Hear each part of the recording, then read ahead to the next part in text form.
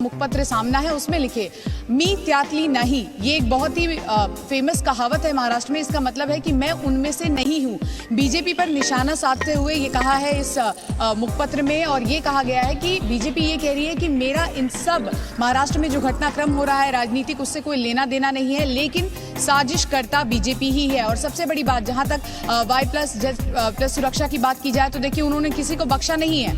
कंगना रनौत से लेकर तमाम नेताओं के नाम, उन्होंने किरीट सोमैया का नाम लिखा है कि इनको भी बेवजह तब केंद्र सरकार ने सुरक्षा दी थी, और अब इन्हें ये डर लग रहा है कि जब ये विधायक वापस लौटकर महाराष्ट्र आएंगे तो कहीं ये फिर से शिवसेना में ना शामिल हो जाए, इसलिए इनको बंद करके रखने की एक कोशिश की जा रही है केंद्र सरकार की ओर से।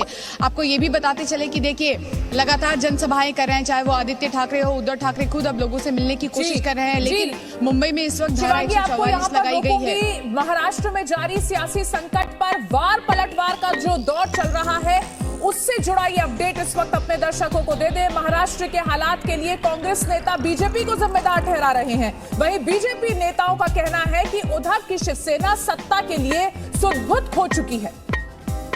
जो भी कुछ महाराष्ट्र के अंदर हो रहा है उसके लिए सिर्फ भारतीय जनता पार्टी जिम्मेदार है। भारतीय जनता पार्टी ने कितने एमएलए इसके खिलाफ ईडी को इस्तेमाल कर रखा है। आसाम के अंदर बीजेपी की सरकार है, गुजरात में उनकी सरकार है। उन एमएलए को गुजरात और आसाम के अंदर रख रखा है। ये किस तरह की भाषा शैली है? आप डरा धमका रहे हैं।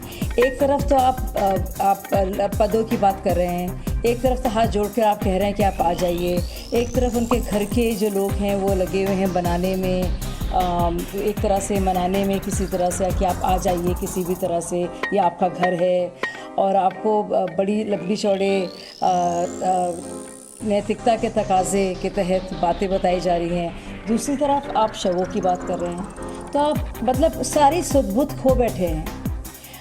जब देख रहे हैं कि शायद सत्ता छिन सकती है तो देखिए क्या हालत हो रही है।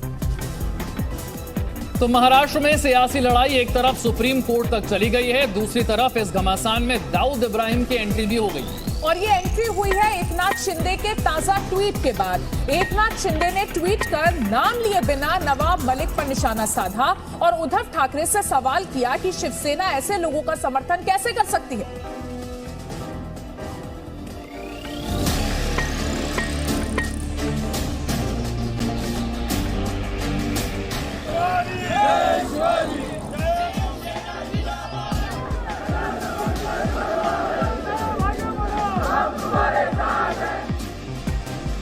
महाराष्ट्र में बागी विधायकों और महाविकास आघाड़ी के बीच राजनीतिक जंग तेज हो गई है।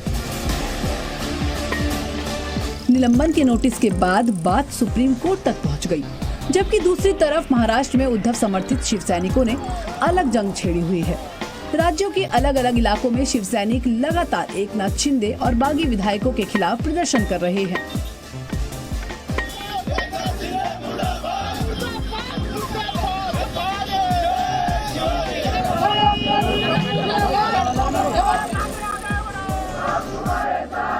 इब्राहिम की भी एंट्री हो गई है। दरअसल एकनाथ शिंदे ने रविवार देर रात एक ट्वीट किया, जिसमें उनके निशाने पर थी एनसीपी और आघाड़ी सरकार के पूर्व गृह मंत्री नवाब मलिक।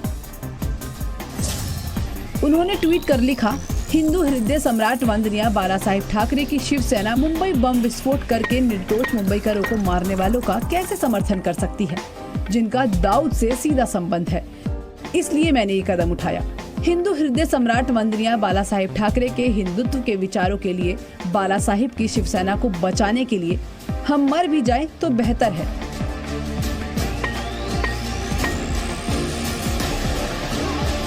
माना जा रहा है कि एकनाथ शिंदे का ये ट्वीट शिवसेना के राज्यसभा सांसद संजय राउत के उस बयान के जवाब में है, जिसमें संजय राउत ने जिंदा प्रेत बताया था और कहा था कि उनका शव ही मुंबई वापस आएगा। हालांकि इस बीच एक और विधायक उदय सामंत ने भी शिंदे गुट का हाथ थाम लिया है। उधर महाराष्ट्र से लेकर गुवाहाटी तक बागी विधायकों और उनके परिवारों की सुरक्षा को लेकर इंतजाम किए जा रहे हैं।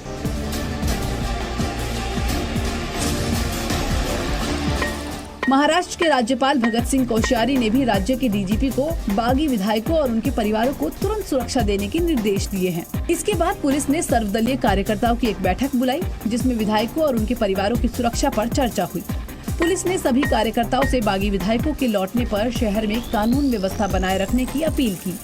पुलिस ने साफ कर दिया कि अगर कोई इस तरह का काम करता पाया गया तो कार्यकर्ताओं के खिलाफ कार्रवाई की जाएगी। इससे पहले केंद्र सरकार ने शिवसेना के 15 बागी विधायकों को Y+ कैटेगरी की सुरक्षा मुहैया करवाई है। ये सभी विधायक CRPF जवानों के घेरे में रहेंगे। केंद्र के इस फैसले पर उद्धव ठाकरे के बेटे आदित्य ठाकरे ने तंज कसते हुए कहा कि CRPF की सुरक्षा कश्मीरी पंडितों को नहीं मिल रही, विधायकों को मिल रही है। महाराष्ट्र का सियासी घमासान सड़क से लेकर कोर्ट तक जारी है। घमासान में नेताओं की बयानबाजी भी खूब हो रही है।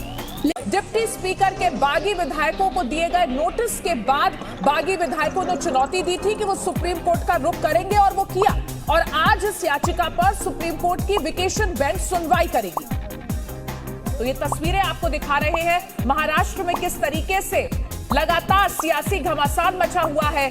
सुप्रीम कोर्ट में यह मामला पहुंच चुका है। शिंदे गुट में जो बागी विधायक थे वो सुप्रीम कोर्ट का रुख कर चुके हैं, जिस पर आज सुनवाई होनी है।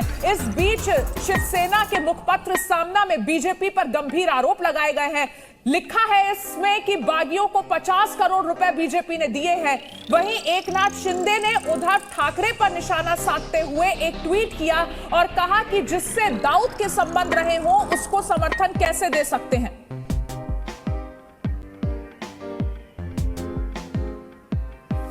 तो ये 3 तस्वीरें आपको दिखा रहे हैं। 3 बड़ी खबर महाराष्ट्र, और लौटते लौटते नया सरकार भी स्थापन करेंगे।